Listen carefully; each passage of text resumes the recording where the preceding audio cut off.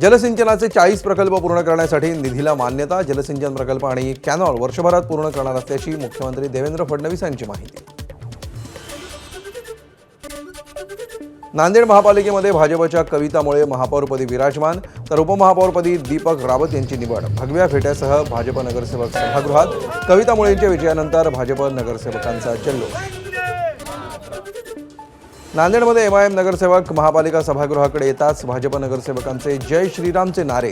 प्रत्युत्तर देताना एमआयएमच्या नगरसेवकांची देखील नारेबाजी. छत्रपती संभाजीनगरमध्ये महापौर पदाच्या निवडणुकीमध्ये ठाकरेंची शिवसेना मतदानादरम्यान राहिली तटस्थ. ठाकरेंच्या शिवसेनेचे नेते अंबादास दानवेंची माहिती. संभाजीनगरमध्ये ठाकरेंच्या शिवसेनेचे 6 नगरसेवक. छत्रपती संभाजीनगर महापालिकेमध्ये महापौरपदी समीर राजूरकर विराजमान, तर शिवसेनेचे राजेंद्र जंजाळ उपमहापौरपदी. भगव्या फेट्यासह सर्व नगरसेवक सभागृहात. छत्रपती संभाजीनगर महापालिकेमध्ये महापौर पदासाठी निवडणूक संपन्न. यावेळी एमआयएमचे नगरसेवक हिरव्या फेट्यासह सभागृहात. पनवेल महापालिकेमध्ये भाजपचा महापौर आणि उपमहापौर बिनविरोध. भाजपची एकहाती सत्ता असल्यामुळे महापौर पदासाठी भाजपचे नितीन पाटील आणि उपमहापौरपदी प्रमिला पाटील यांची निवड. परभणी महापालिकेतील ठाकरेंची शिवसेना आणि काँग्रेस नगरसेवक सहलीवर. महापौर उपमहापौर पदाच्या निवडणुकीमध्ये कुठलाही दगाफटका होऊ नये यासाठी सहलीवर जाण्याचा निर्णय. 12 फेब्रुवारीला महापौर पदासाठी निवडणूक.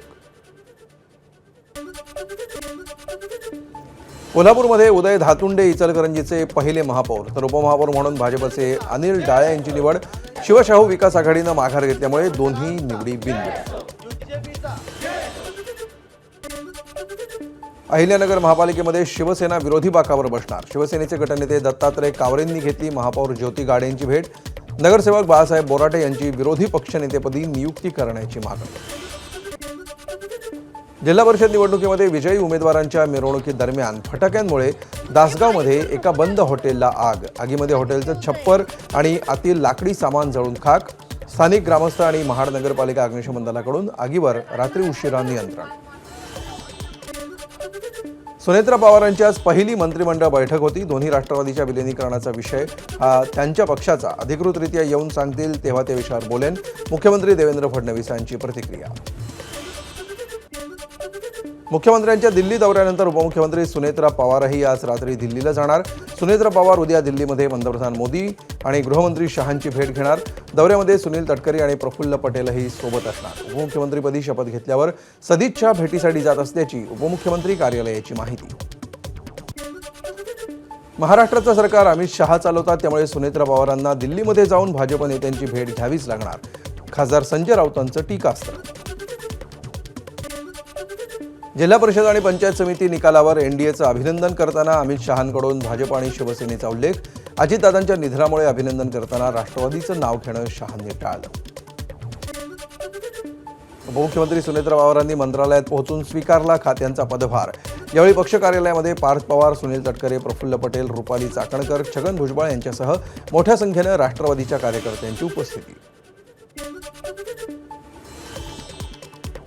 अजित पवारांची जागा कोणीही घेऊ शकत नाही, मात्र त्यांचा वारसा पुढे नेण्याचा प्रयत्न करणार. खात्यांचा पदभार स्वीकारल्यानंतर सुनेत्रा पवारांची एक्स पोस्ट. महाराष्ट्राच्या हितासाठी निष्ठेनं आणि समर्पणानं कार्य करत राहणार, पोस्टमध्ये उल्लेख. उपमुख्यमंत्री सुनेत्रा पवारांनी सिद्धिविनायकाचं दर्शन घेतलं. यावेळी पार्थ पवार, प्रफुल्ल पटेलांसह सुनील तटकरे आणि राष्ट्रवादीच्या पदाधिकाऱ्यांची उपस्थिती. उपमुख्यमंत्री सुनेत्रा पवारांची चैत्यभूमीला भेट. खात्यांचा पदभार स्वीकारण्याआधी सुनेत्रा पवारांकडून चैत्यभूमीवर बाबासाहेबांच्या स्मृतींना अभिवादन.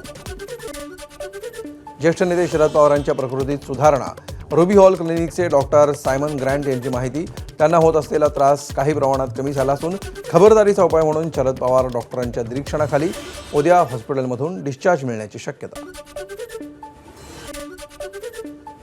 पंतप्रधान नरेंद्र मोदी यांचा शरद पवारांना फोन. तब्येतीची विचारणा केली. सकाळी आला होता पंतप्रधानांचा फोन. संरक्षण मंत्री राजनाथ सिंग यांच्याकडूनही पवारांना तब्येतीची विचारपूस करण्यासाठी फोन.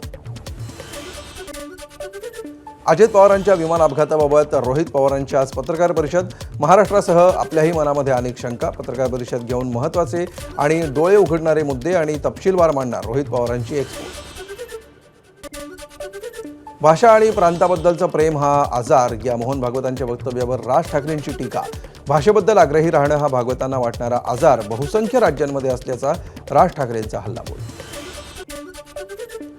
संघ संवादाचा आग्रह धरतो, संघर्षाचा नाही. त्यामुळे संघाला सल्ले देण्याची गरज नाही. केशव उपाध्ये यांचं राज ठाकरेंच्या सरसंघचालकांवरील टीकेला प्रत्युत्तर. तर भाषा संवादाचं माध्यम असावं, संघर्षाचं नाही, अशी ही प्रतिक्रिया. राज्य सरकारच्या शक्तीपीठ महामार्गाला उमरखेड तालुक्यातील शेतकऱ्यांचा विरोध.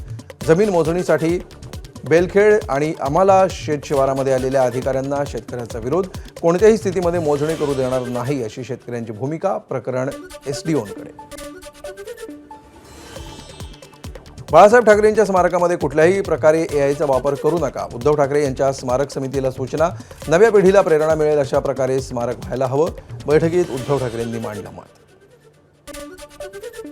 राष्ट्रपती द्रौपदी मुर्मू 25 फेब्रुवारीला नागपूर दौऱ्यावर. ब्रह्मकुमारीज या संस्थेच्या वतीनं आयोजित एका कार्यक्रमाला उपस्थित राहणार. जामठ्यामधील विश्वशांती सरोवर परिसरामध्ये कार्यक्रमाचं आयोजन. सुप्रिया सुळेंची मुलगी लग्नबंधनात अडकणार. सारंग अरुण लाखानी यांच्यासोबत ठरलं लग्न. सुप्रिया सुळेंनी सोशल मीडियावर पोस्ट करत दिली माहिती. या लग्नासाठी फडणवीस आणि गडकरींनी मध्यस्थी केल्याची ही माहिती. कोल्हापूरमध्ये कोरोची मतदारसंघातून आमदार राहुल आवाडे यांच्या कन्या सानिका आवाडे विजयी. विजयानंतर सानिका आवाडे यांचं धुरंधर स्टाईल सेलिब्रेशन.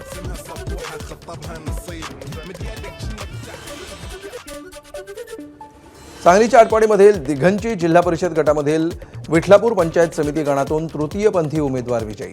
शिवसेनेकडून दिलीप हेगडे यांना मिळाली होती उमेदवारी.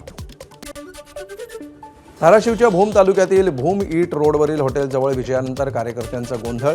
हॉटेलमध्ये घुसत टोळक्यानं केली हॉटेलची तोडफोड. राष्ट्रवादीचे कार्यकर्ते असल्याचा हॉटेल मालकाचा आरोप. भंडारा जिल्ह्यातील 148 ग्रामपंचायतींवर आता प्रशासक राज. नियोजित निवडणुका लांबणीवर पडल्यामुळे ग्रामपंचायतींचा कारभार प्रशासकाच्या हाती सोपवण्यात येणार. प्रशासकीय कारणास्तव निवडणुका लांबणीवर. मे किंवा जून महिन्यामध्ये निवडणुका होण्याची शक्यता. भाजप आमदार किशोर जोरगेवार यांच्या ताफ्यातील पोलीस वाहनाचा अपघात. ओव्हरटेकच्या नादामध्ये पोलीस वाहनानं समोरून येणाऱ्या वाहनाला धडक दिली. सुदैवानं या धडकेमध्ये कोणालाही दुखापत नाही. यवतमाळ जिल्ह्यामध्ये 516 पुरुषांनी लाडकी बहीण योजनेचा वर्षभर लाभ घेतल्याचा धक्कादायक प्रकार उघडकीला. महिलेच्या नावावर आधार कार्ड तयार करून घेतला लाडकी बहीण योजनेचा लाभ. शासनानं मोफत आरोग्य सेवा बंद करण्याच्या निर्णयाबाबत पुनर्विचार करावा. मराठा समन्वयकांची मागणी. खासगी दवाखान्यामध्ये रुग्णांची लूटमार होत असताना शासकीय रुग्णालयातही पैसे आकारणी दुर्दैवी असल्याचं मत. भंडाऱ्यामध्ये गोसेखुर्द धरणाच्या बॅकवॉटरमध्ये तरुणाचा मृतदेह आढळल्यामुळे खळबळ. रुपेश सोनावणे असं 33 वर्षीय मृत तरुणाचं नाव. तरुणाची आत्महत्या की हत्या याचा तपास सुरू.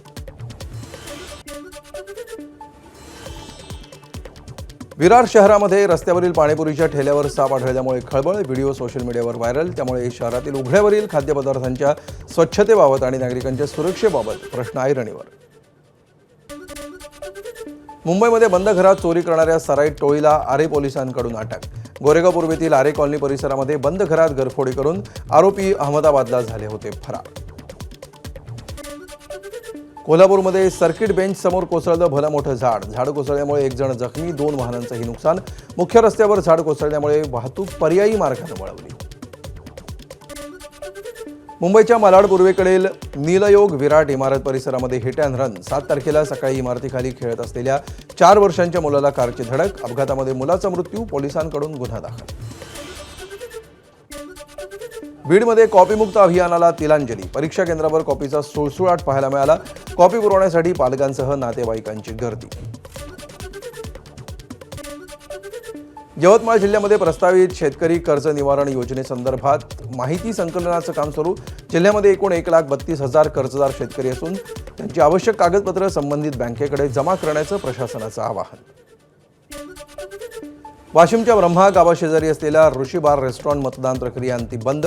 मतदानामध्ये बंदच्या बाजूनं 553 तर सुरूच्या बाजूनं 14 मतं. महिलांसह नागरिकांचा होता विरोध. अनेक तक्रारीनंतर रेस्टॉरंट बंद करण्यासाठी झालं मतदान. जळगाव मनपाची अतिक्रमण विरोधातली मोहीम तीव्र. महामार्गावरील अनेक ठिकाणच्या अतिक्रमणांवर कारवाई. समांतर रस्त्याच्या कामाला गती देण्यासाठी बांधकाम विभागाकडून जोमानं कामं.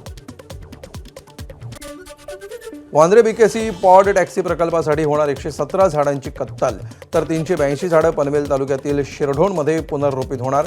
पॉड टॅक्सी हा वांद्रे कुर्ला वाहतूक कोंडी कमी करण्यासाठीचा अत्याधुनिक प्रकल्प. मुंबईमध्ये पूर्व द्रुतगती मार्गावरील वसंत राणीचा बहर यंदा अखेरचा ठरणार. विक्रोळी ठाणे दरम्यानच्या पूर्व द्रुतगती महामार्गाच्या विस्तारीकरणासाठी 706 झाडं बाधित होण्याची शक्यता. 315 पेक्षा जास्त झाडं तोडली जाणार. उर्वरित झाडांचं पुनर्रोपण.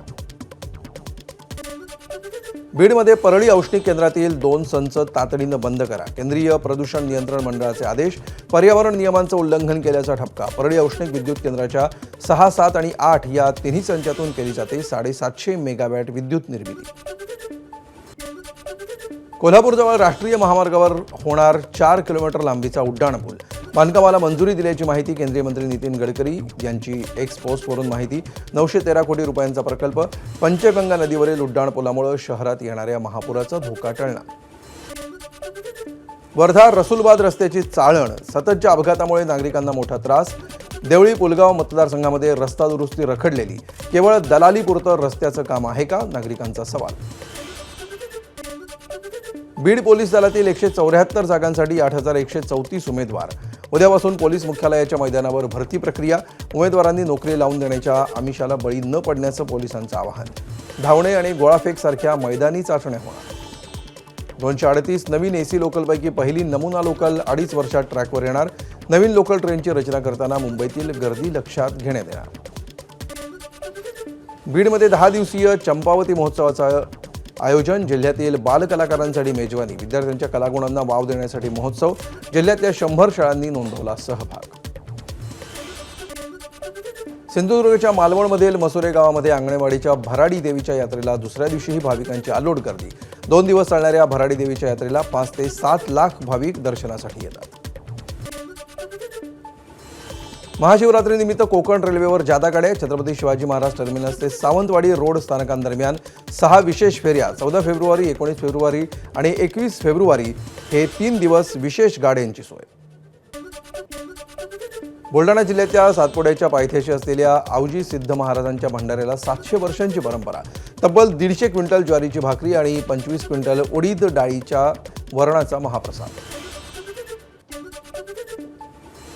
IRCTC कडून प्रवाशांसाठी ई-पॅन्ट्री सेवा सुरू. सुविधेअंतर्गत प्रवाशांना थेट त्यांच्या सीटवर गरम जेवण आणि पाणी उपलब्ध होणार.